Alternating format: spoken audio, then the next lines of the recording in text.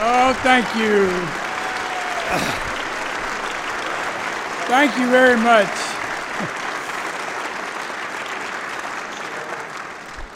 Thank you very much. Y'all better shut up because you're already using part of my time. They started me when I got out of that chair down there. And we're supposed to stop in 10 minutes. That'll be a record if anybody does that.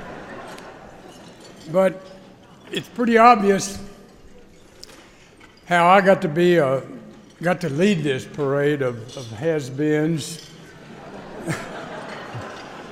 I just kept hanging around. You're supposed to be dead and gone long before being out of office, almost 40 years. But here I am.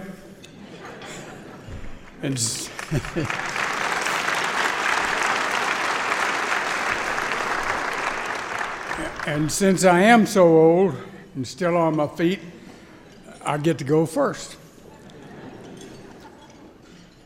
I dared in my inaugural address to quote two Yankees with Abraham Lincoln, and you should have seen Mills Godwin when I said that. With Abraham Lincoln, I suggested that we insist upon an open society with malice toward none, charity for all. And I accepted a challenge of Daniel Webster to see whether we also, in our day and generation, may not perform something worthy to be remembered. I sought to convince Virginians that the era of defiance is behind us and urged that we endeavor to make today's Virginia a model of race relations. How do you reach such a goal? Byron Puryear, an African-American plasterer from Newport News, asked me a related question during a campaign stop in 1969. How do we know your promises of enhanced opportunities are different from so many empty promises that we've heard every 4 years in the past? I can't prove now what will happen in the future, I replied, but I hope to be able to say to you 4 years from now that I told you so. So, on your first day in office, you signed an order prohibiting racial or other discrimination throughout the entire governmental establishment.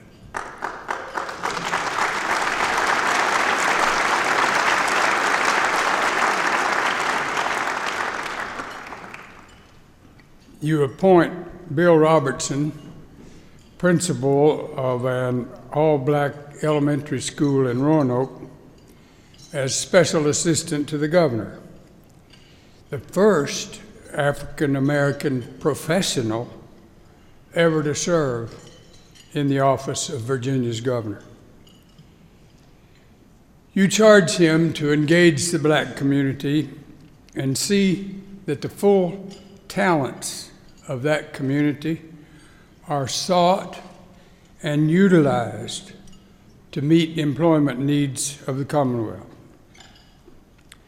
Further, have him seek the cooperation of private employers to recognize, utilize, and compensate the full talents of black Virginians. Recognize the unfairness of an all-white, male, old selective service system, which is drafting kids, 2/3 black, to fight an unpopular war in Vietnam.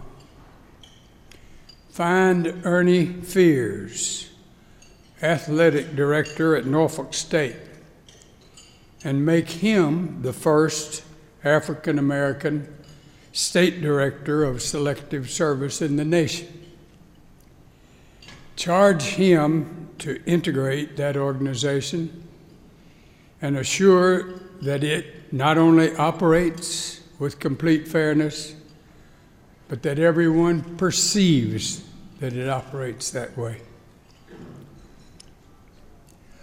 Recognize serendipitous opportunity.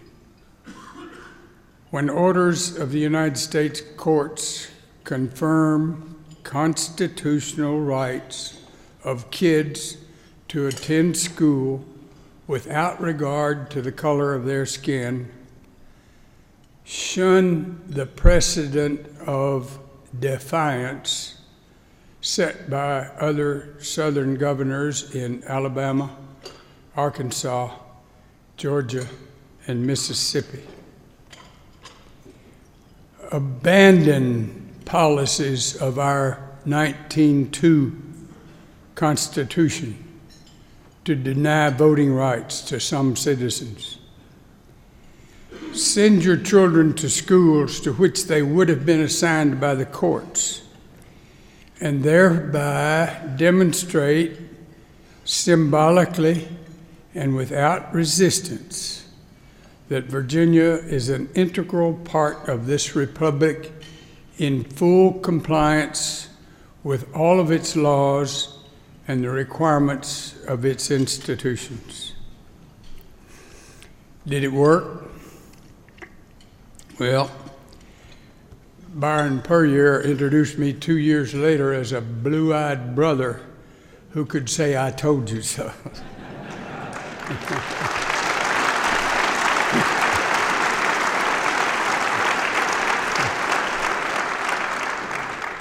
Cole Goddardin, a former governor and beloved elder statesman in an earlier time, asked for a copy of the well-known photograph of daughter Talo and me going to Kennedy High School in 1970.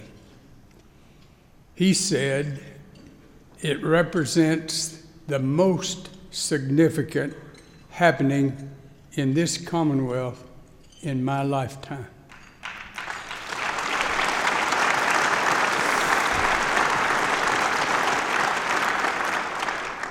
Vince Callahan, a longtime friend and political associate, paid me a high compliment by publicly stating that I was a curmudgeon on civil rights.